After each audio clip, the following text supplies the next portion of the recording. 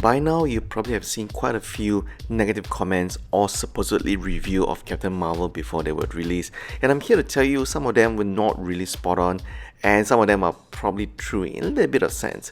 And here's a review of Captain Marvel. I'm going to tell you what's great about the movie, then we're going to go with what is not so great, and our final verdict. First up, the good stuff about the movie is, of course, Brie Larson and the on-screen chemistry with Samuel L. Jackson. Both of them have great on-screen chemistry, and I think it's probably because they were both in the same movie previously. If you remember King Kong, not a few years ago, both of them were in the same movie, and that kind of helped them having like great on-screen chemistry for this movie. The supporting actor and also actress such as Jude Law and Anna Bening as well is pretty solid. These two are solid actors, so they played their titular characters very, very well. The surprising character for me was actually Gemma Chan. She actually was really kind of a badass assassin, commando, whatever you want to call it. She was actually a very stark contrast to what she played in, of course, the Crazy Rich Asian. So here she was really a badass character as part of the Kree attack force. So those were the three great things about Captain Marvel. And of course, the last great point is, I think this is my own personal bias, but I do love Brie Larson as an actress. She's great. So I think she played the title character Captain Marvel very, very well. So those were the four great things and why you should watch Captain Marvel. So let's go back into what is bad about the movie, or what were the misses about the movie. So what were the bad things or the misses from the movies? Well, the entire movie takes place in the early 90s, but I think the movie didn't really take advantage of the 90s nostalgia, other than a little bit of subtle things such as the flannel fashion or some music from things like Nirvana and Garbage, but it was really, really very little touches on the 90s nostalgia.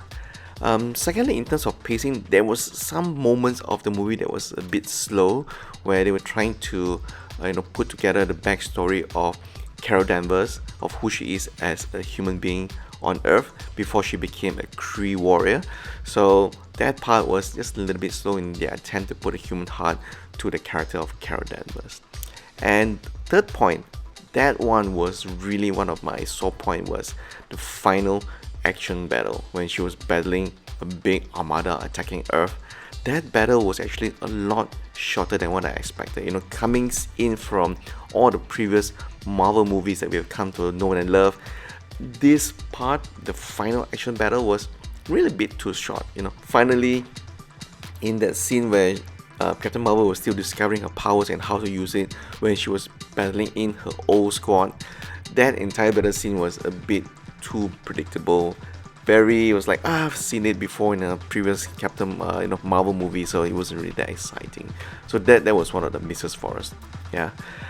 So what's our verdict? Well, I think regardless of what people say, the negative reviews, the comments, a lot of people will still go and watch this movie because this serves as a continuum to the upcoming Infinity Wars Endgame. So no matter what we say, no matter what other people say, you're definitely gonna watch this movie, right? And of course, I think probably the most important thing is everybody wants to know how the hell did Nick Fury lost his eye, right? I'm not gonna spoil it here, so I think it's best that you guys go and watch the movie to find out how exactly Nick Fury lost his eye before he wear the eye patch in all the Marvel Cinematic Universe movies that we've come to watch and love. And of course, the quite two interesting thing that's been drawn throughout most of the reviews you've seen online is there's a lot of similarities between how this movie plays out and also how RoboCop plays out. If you remember the original RoboCop, there was a lot of scenes where the Nick Murphy, RoboCop, was trying to piece together as to who he was. He has flashes of his memories and he was trying to figure out who he was, why is he still alive, what is his purpose, what is he supposed to do. And that is quite similar to Captain Marvel as well, right? So that is something that people may find similar, but maybe younger audience will not know that because they have not seen the original RoboCop. And of course, finally, I think it is inevitable people are going to compare this to Wonder Woman. And you're probably going to ask me, hey, so how does this compare to Wonder Woman? Some of you may or may not like Gal Gadot, but I think at least in the Wonder Woman movie, that whole pivotal scene where Wonder Woman discovers her purpose and she goes into the battlefield to fight the German soldiers.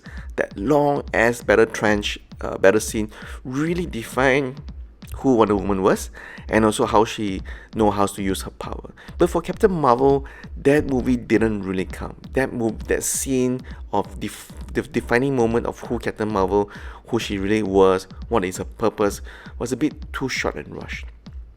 And if you look at who the directors were for this movie, it is actually Anna Boden and also Ryan Fleck, directing duo who are used more popular for their Sundance independent flicks and also TV series. So I think maybe that's one of the reasons, right? You have two inexperienced directors directing a big flick, big budget film such as this. So maybe this time around, it didn't really meet the standards that we've come to know and love for Marvel movies. So that is our verdict. For us, we think that this movie, from a 1 out of 10, I will give it a 6.5 out of 10. Probably because I still think that Brie Larson is great as Captain Marvel. There's no doubt about it. But the entire movie, the pacing, the short action scenes, there was just, I think, a lot of missed opportunity to really cement who Captain Marvel is and how badass she is, right? And finally, this movie actually has 2 ending credits. So if you're gonna watch the movie, don't leave the cinema so soon, because the final ending credit is actually coming at the far end of the movie, right? So there it is, folks. There's our review of Captain Marvel. We hope you enjoyed our review.